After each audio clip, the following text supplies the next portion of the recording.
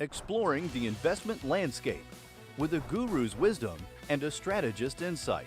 Good Life Companies presents The Market Enthusiast with Noah Brooks and Chris Needs. Welcome back, everybody, to another installment of The Market Enthusiast. I'm Noah Brooks, and with me, Chris Needs. Thanks so much for being here today. I'm going to start with the jobs report for January. Blowout jobs numbers, right? 353,000 jobs added to the economy in the month of January. We had 70,000 in healthcare, 74,000 in business and professional services. It's just a great number all the way around. Yeah, and it really pushed back some expectations on those rate cuts that we were looking forward to. So, you mean they're not going to lower in March? Doesn't look like it. Yeah, I know the Russell really bounced down the market in general. Slowed down for a little bit, but started chugging back up again. Started moving upwards, and I guess some of those rate hike hopes came back in a little bit until we got the CPI. Then everybody was prepared for the Federal Reserve to come in and lower interest rates, and I don't know if the word is save the day, but really to be the hero. And there's no landing, and there may be no landing. I just think it's really early for the Fed to come in. I don't think there's a real reason why they would. And then, so we had I don't know if it's a poor number, but higher than expected CPI that came in this week, 3.1 year over year on headline, 3.9 on core, which is ex food and energy. And, so that's still, I'd call that sticky, right? I mean, it's not getting to the 2% number. I know we talked about PCE, personal consumption expenditures, ticking under 2, but the CPI is not there yet. And this expectation for the Federal Reserve to come in lower interest rates in March or even in May, I don't think it's gonna happen. Yeah, I mean, we knew coming from 9% that it was going to be fairly easy as those supply issues straightened out to come down from 9, down to 5, down to 4. We knew that would be the easy part. The tough part there is when you get in the 3s and the Fed stops pumping those brakes on the economy because they're trying to thread that needle, get that soft landing. But the 3% and eventually when we get in the 2s, that's the real tough part, to bring it down to that 2% trend line. So what, the last 2% is going to be the hardest? Yeah, absolutely. Well, I mean, for what it's worth, the market doesn't, it was down the day that the CPI came out, but we are still at 5,000 on the S&P, right? So all-time highs.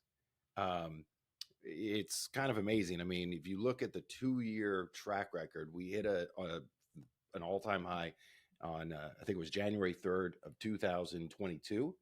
We had a nasty year in 2022. We regained that back. And really we had 2 years where the market didn't go anywhere. October 27th, it wasn't a low, but it was the low for the third and fourth quarters. Everybody was worried. The end of the world is coming. October 27th to last Friday, the market was up 22%. So the stats that everybody was throwing around is 14 positive weeks out of 15. I mean, they're saying that hasn't happened since the early 70s. Mm-hmm. It's kind of crazy. Yeah. It's kind of crazy. So for anybody who threw in the towel late October, unless they got back in a week or two, I mean, they missed a giant move off the bottom. Yeah. And we've moved into earnings season now. Most of the reports have been pretty good. We got huge numbers out of, those mega tech cap stocks that we talk about where there's so much concentration. But because of that 22% run you mentioned, it was a much higher bar that they had to meet as well. So maybe they met their earnings and, I don't know, think of maybe an Apple, they didn't exceed them. They didn't jump athletically over that bar, we'll say. And, their stock price didn't move too much. But, I mean, you look at some of the other ones we saw. Look at Meta. They announced a 50-cent dividend, and that stock just went crazy. Through the roof, right? Yeah. Yeah, kind of nutty. Well, so this week, everybody, is Valentine's Day, right? Yes.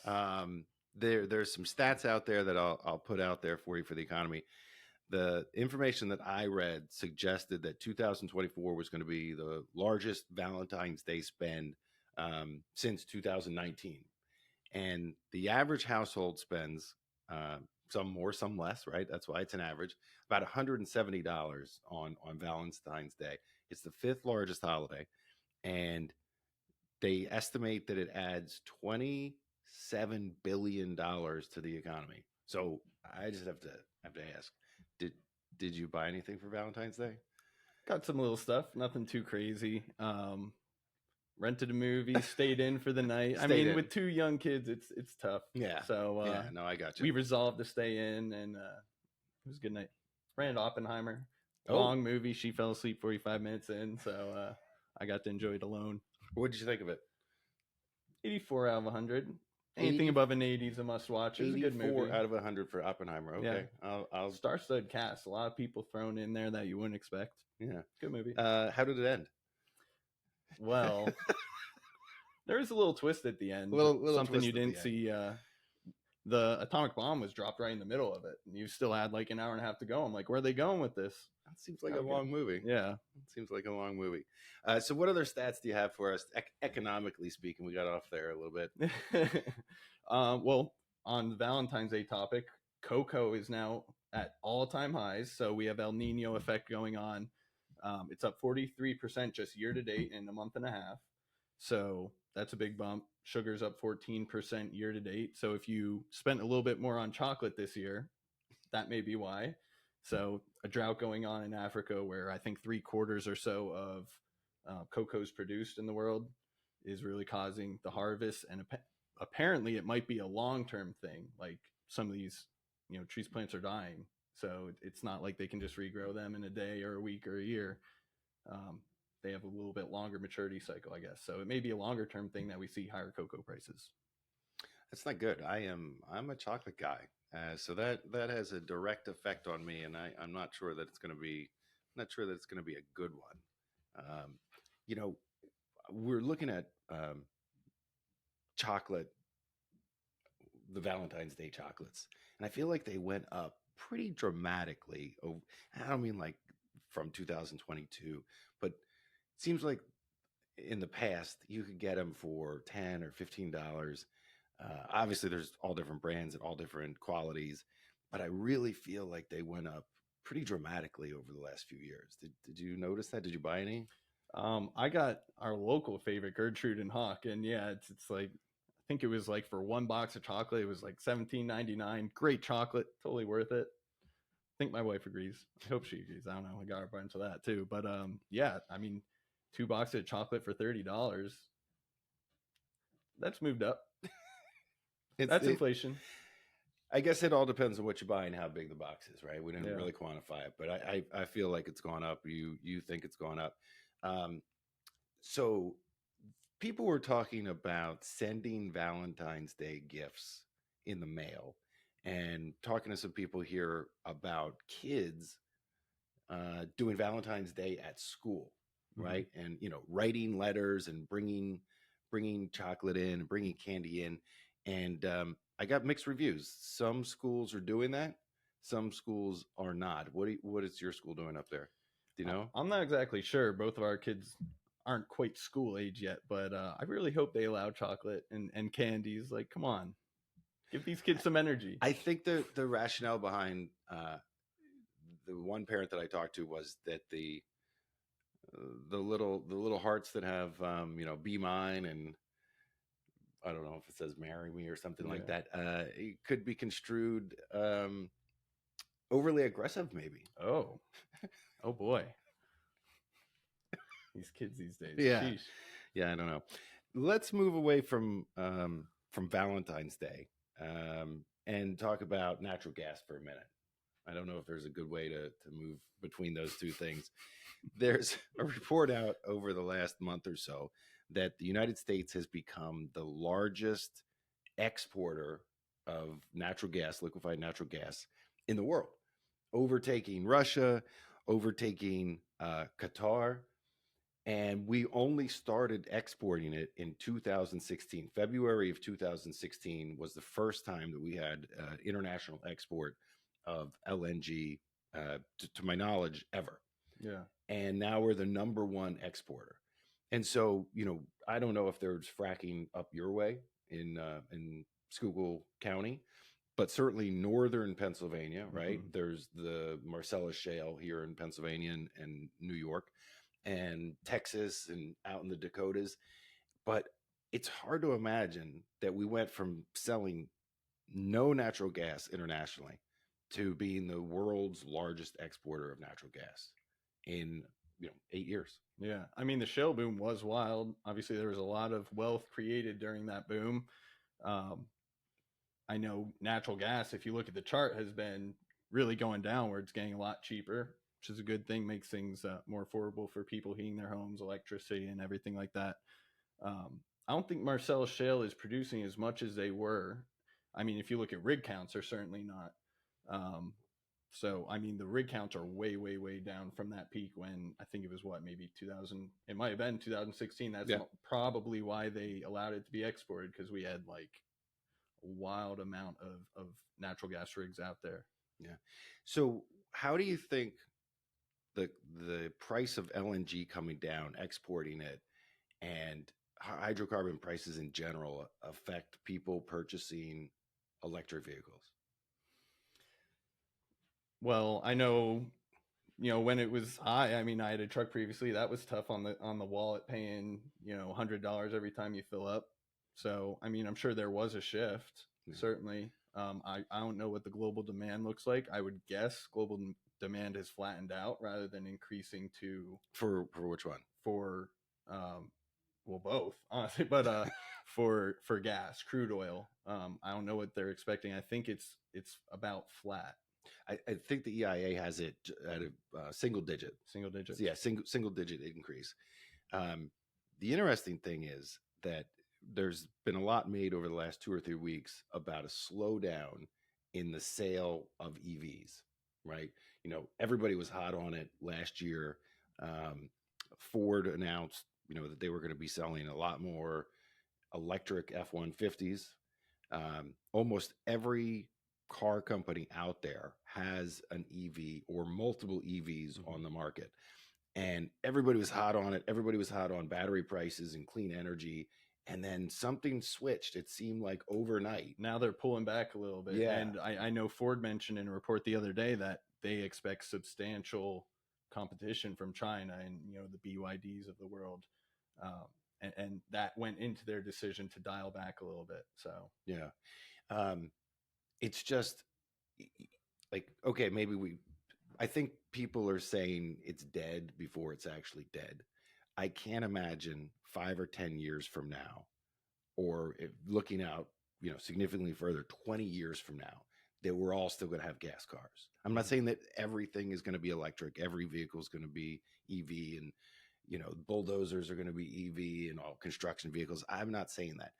I just think, what's happened with batteries over the last 30 years is the prices have come down exponentially. I think that in 30 years, they've come down 99%. In energy density, meaning how much you can store in a battery, has gone up 500 or 600%. And it continues that way. So I know you have a Tesla, right? We've talked about it on here before. I'm at the point where I think to myself, driving back and forth, I could have one. And it's really going to be not necessarily for me, but for the majority of the people out there. And I'll preface it, the majority of the people that have garages, right? There's ability to charge at home, because that's where you save all the money. Yeah, absolutely. Charging at home. But when in a year, in 2 years, in 3 years, where instead of 250 miles, it's 350 or 450 miles that you can get on a single charge. I mean, there's going to be a lot less people that are against it. Yeah, I definitely think it'll go in waves, certainly. And like you said, if they ever perfect solid state batteries, that would take you above 700 miles, depending on the pack size, certainly. Yeah. But I think EV adoption will go in waves as, the technology picks up. And like you said, there's going to be less opposition when you can go 700 miles, which is more than you can go on a gas car or an ICE car. So, yeah, I'm looking. Yeah. You got me riled up with your Tesla. What model do you have? Model 3 long range. Yeah. You got me riled up. I could see myself in an electric vehicle. There's no question about it. On that topic, we talked about insurance last month. Ooh. You know how the rates have gone up, but you know how they can do the little sensors or track your driving and your I don't. Oh no, Yeah. that's Big Brother. It in my is car. dangerous. I do not want that. On that point, I don't drive like a jerk, but I have a I hope Tesla. not. It has acceleration boost. I like to use it sometimes. Yeah, okay. My wife was dogging me the other day because in the app they grade you on your stopping, acceleration, cornering, and my acceleration says concerning. That's the grade they assign me, concerning. Now, what about the car manufacturer sharing that information with the insurance companies, or let's say That's a bridge too far. The police. That's a bridge too far. That's not cool. No. What about you have to willingly, voluntarily sign up for it to get your insurance, to get a discount initially. Yeah, that's okay. You're signing up for it. It's not ideal, but I personally would never put one in my car. Not because I'm concerning on my acceleration. Just I don't. I'm going to work on that. Yeah, I don't like the idea of it. I just don't like the idea of it. It might be great in practice, but I do not like the idea of someone else having access to the way I drive. And I don't drive like an idiot. I had to jam on the brakes like a month ago for a deer that ran across the road, and then I got penalized for that. I was like, "What? You want me to just run into the deer?" Okay. Well, maybe you work on it with your wife a little bit so it goes from concerning to, I don't know what the next level would be. Yeah. I'll find out. So there's an article out in the last week or two about the top 15 wealth destroying funds out there. And I wasn't sure what they meant at first. Was it that just the value went down? But I did a little digging and I thought it was interesting.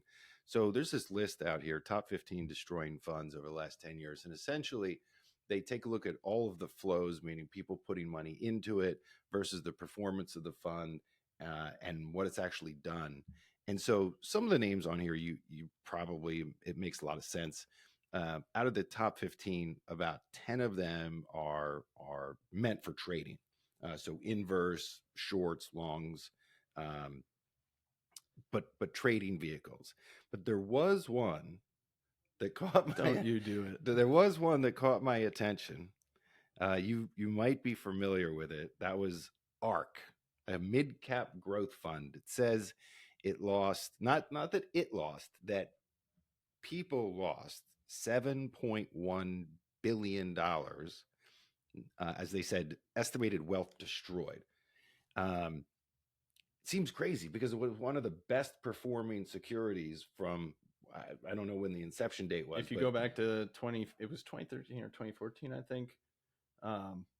But you look at the return is still phenomenal. Yeah. But like you said, that's not how this is being judged. It's people who bought 2000 and after and really weighed in when the fund got a lot bigger, who just got crushed by 2022, basically. Yeah. And hasn't killed it the last couple years per se, but I understand what it's saying by destroying wealth, like aggregate dollars lost. So. Yeah, not so great. And that was one that I wouldn't have expected to be on there because it was such a big return. But I mean, you go up 30% a year for 5 or 6 years, and then you have a year where it's down 70%. That doesn't bode so well. Some of the other ones on there, the NASDAQ, right? Short the QQQ. I mean, losing proposition for a decade, other than 2022. And even people that think they can trade that's, doesn't seem to make too much sense. Short, the ultra short-term futures. So leverage futures fund, that was the second one. ARK was third. China ETF KWEB was fourth. That makes sense. Yeah, people seem to trade that. ARK had another one on there, a genomic revolution ETF. And I'm not busting on ARK. There's a lot of other companies on here, ProShares and iShares, Direxion, VanEck. That was a Russia ETF. Ooh, yeah. I I don't know that people traded that. I think that kind of just blew up when Russia invaded. But yeah, so interesting for me is I look at this and I think to myself, don't trade. Right? Don't. Buy and I'm hold. not Yeah. saying don't sell anything ever, but like But when 5 of the top 10 or whatever you said are specifically trading vehicles, right? I mean, it just goes to show you that there's not a lot of benefit. I mean, I'm sure there are people that made money on these. They wouldn't have them. They wouldn't be out there. They wouldn't have short queues or $3.5 billion in them, which isn't a lot, but it's not nothing. So they're there because people use them, but it seems to say that a lot of people just lose money continually on it. Mm-hmm. Not so great. Let's go back to data for a little bit. What else do you have for us this cycle? Well, we have now surpassed the longest yield curve inversion of all time. Oof. So the previous high was 470 consecutive days. For all the listeners out there, just real quick, tell us what the yield curve inversion is. So short-term yields are higher than long-term yields. So traditionally, you'll look at as you extend duration, you buy a longer dated bond, you're rewarded with a higher yield when markets are normal and generally we'll say a healthy growing economy.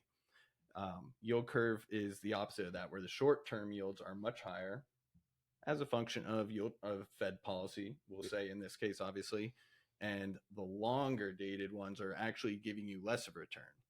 Now, obviously, it's not as simple as that. You have reinvestment risk if you just load into short-term and then, things move. But right now, it's the longest yield curve inversion since the period of 1965 to 67, which was 470 days. Where we're at today, it's 475. And doesn't show.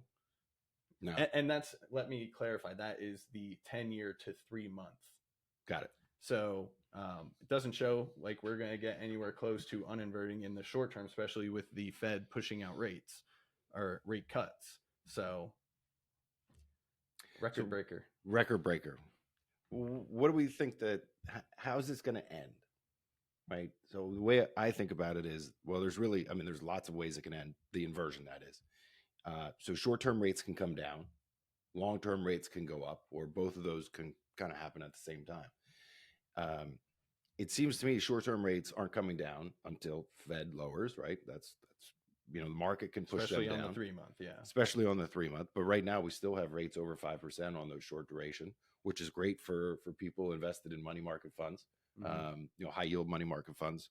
That's wonderful. But going out on the 10-year, you're talking about rates that are around 4%, give or take, depending on what day you're looking at. And I don't know. I mean, it's okay. It's much better than it was 2 or 3 years ago. Yeah. For people that are investing in fixed income, but 4% for 10 years still doesn't seem like a great return to me. Not enough, apparently, for people to stop the inflows into equity, as we've seen getting back to record highs. Yeah. I was looking at 5-year numbers on different indexes. And for the moment, I'm just going to stick with fixed income. But the benchmark that everybody uses for fixed income is the Bloomberg Barclays U.S. bond aggregate. The 5-year number on that this past week was 50 basis points, 0.5%. And it just strikes you that you're supposed to invest in fixed income to balance the portfolio out, right? So when the stock market's going down, normally the bond market's going up, and there's generally a return on that, and it buoys everything out. And obviously, 2022, all of that flew out the window. And so now we have a situation where the 5-year number is 0.5%. The 5-year number on the S&P is much higher, 13%. 5-year number on the NASDAQ, even higher than that. And I get people that are asking me, why are we investing in bonds? What are we even doing there? And so it's much easier now to have that conversation with people now that rates are back up, because telling someone to invest in a 10-year bond at 1%, it doesn't make a lot of sense. Mm-hmm. Now we're in a situation where at least you can get 4%, you can get 5%. Some of the higher yield bonds in the 6s and 7s, depending on what investment vehicle you're looking at. But I hesitate to say this. Um, Historically, bonds have been a great spot, but interest rates have been coming down since 1980 or 1981, where they hit 15%. And now we're in this position where the Federal Reserve yes, they may lower interest rates. My position is probably significantly later in the year, third quarter, maybe even fourth quarter. But how do you look out for the next 5 years and think that you're going to have this wonderful return like we've had in bonds for the last 30 or 40 years? I'm not sure that that's the case. Does seem like it's a different regime now, certainly in terms of monetary policy. I think we're going to get more clients asking us, what's the purpose of investing in bonds? And so there's all these, there's a lot of alternatives out there, alternatives, to the stock market, alternatives to the bond market. I think we're going to see a rise of that. And I'm pretty much anti-alternative for most investors. And I think we're going to have to combat this rise of alternatives instead of fixed income, because people, the returns that going forward in fixed income are not going to be as great as the returns that we've had over the last 30 or 40 years. It's just, I don't think it's possible math-wise. You're going to change up the 60-40, make it like a 75-25 Well, I think for the next couple of years. I think more people are going to lean towards equities. Mm-hmm. I have people asking me a similar question on why we're investing internationally. The domestic stock market has beaten all of the international indexes, mm-hmm. with the exception of one or two in 2023. But over the 5-year number, the 10-year number, you look at it and you go, well, why would we do it? Strategic asset allocation says, listen, we want to have our money diversified and spread out over lots of different asset classes. And certainly there's no way to predict which country is going to do best. But here we are. And over the last decade, the U.S. economy has just been phenomenal, even with COVID. I mean, even this run against international started after the global financial crisis. In 2007, one of the best international performers was China. It rallied, I think it was 55%, something like that, in 2007 into 2008. And then something happened, and it's really just been dead. And the Chinese market and the rest of the international markets never fully recovered and never got back on their feet after the global financial crisis. And so I look at the domestic markets and I think to myself, this is the place, right? The U.S. is the place to invest in until something's different. Yeah. I mean, you could say, why would you be in anything but the S&P 500 or the NASDAQ, the way returns have been? And obviously, things haven't been normal where that could be a rational, permanent asset allocation. But, you look at the earnings. I have some earnings stats here. If you want me to opine on them, I certainly can. Well, let's hear what you have. So year over year, a couple, major NASDAQ components just had explosive growth, which a lot of last year was multiple expansion. You're looking at price versus earnings. A lot of it was the price going up rather than earnings making a huge difference. But we've seen a huge bump year over year, and we saw some earnings that were really strong. So year over year in Q4, after Q4, AMD 4,000% earnings per share growth. Netflix 1,660%. Amazon 274%. Tesla 110%, and the stock market's been beating them alive for it. 110% is not good enough. So Nvidia's they're reporting on the 21st, and they're expected to do 540% earnings per share growth year over year. Yeah. Yeah. So those are big numbers. Like you said, year over year. But, these big companies, and we mentioned this on a previous podcast, how the big will get bigger as they can utilize maybe the transition with AI a little bit better because they have massive cash amounts on hand that they can invest in that right away. And I think we're going to see that in the short term. Obviously we are getting concentrated. I have another stat here for you. Combined revenue of the 4 top US companies hit 1.5 trillion last year. Huge number, obviously. That's larger than the GDP of all but 14 countries in the world. Which 14? Companies. No, Well, it's like our G7 plus. Yeah. Amazon's AWS their unit, AWS, 91 billion in revenue. Yeah. Higher than 463 S&P 500 companies. Big numbers, big earnings. So, that's the strength underlying the market right now. That's why we're moving up now. We mentioned earlier they had a higher bar to jump over, I guess, with earnings this season, but a lot have, especially those semiconductor and mega cap stocks. Yeah. And you said they're getting hit for it a little bit, but overall, I mean, this is the reason why these companies have been the leaders for the last few years. In 22, they were the leaders down, right? Mm-hmm. But in 23 and 22, 21 and 20, they were the leaders up, right? Yeah. Because of these massive earnings increases. Mm-hmm. I'd like to see it continue. I certainly hope it does. We want to see the markets go higher. And I'll pause there for a second. And, thinking about what I was going to say here at the end, I guess I always think about, and people ask me, what about the market going down? Should we be betting on the market going down? And there's always going to be times where the market goes down. It doesn't matter if it's the S&P, if it's international or small caps. There's going to be times when the market goes down. I just have a real hard time betting against the United States economy. In case any clients out there are listening, there are always reasons to sell, and the news will seize on any opportunity to put an outlandish headline out there that, like you said last podcast, this is the next 1930, 1929 coming up. Like, these ridiculous headlines, they don't do justice to anybody. It's just clickbait. And a lot of things you'll see is just people trying to get eyes and clicks and listens. So there's always reasons to sell, but look at the stock market over any amount of time. It is bottom left to top right over time. Yeah. Well, listen, I'm gonna close on this. So the 2-year number on the S&P right now is up 12% total return in 2 years.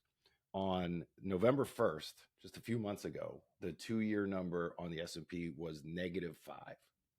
And then we had those 14 out of 15 weeks where the market rallied up 22%. And now we're sitting up 5.5 for the year on the S&P and 12.5 on the 2-year number.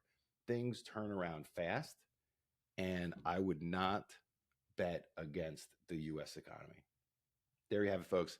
Thanks so much for listening this month, and we hope to see you again on The Market Enthusiast. The opinions voiced in this podcast are for general information only and are not intended to provide specific advice or recommendations for any individual. To determine which strategies or investments may be suitable for you, consult the appropriate qualified professional prior to making a decision. Economic forecasts set forth may not develop as predicted, and there can be no guarantee that strategies promoted will be successful. All performance referenced is historical and is no guarantee of future results. All indices are unmanaged and may not be invested into directly.